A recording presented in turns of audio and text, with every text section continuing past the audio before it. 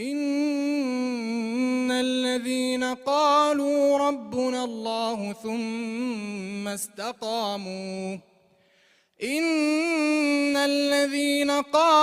ربنا الله ثم استقاموا تتنزل عليهم الملائكة ألا تخافوا ولا تحزنوا وأبشروا بالجنة التي كنتم توعدون نحن أولياؤكم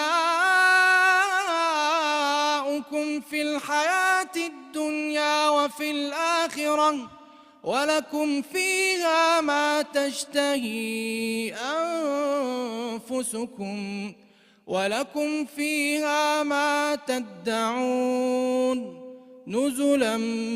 من غفور رحيم.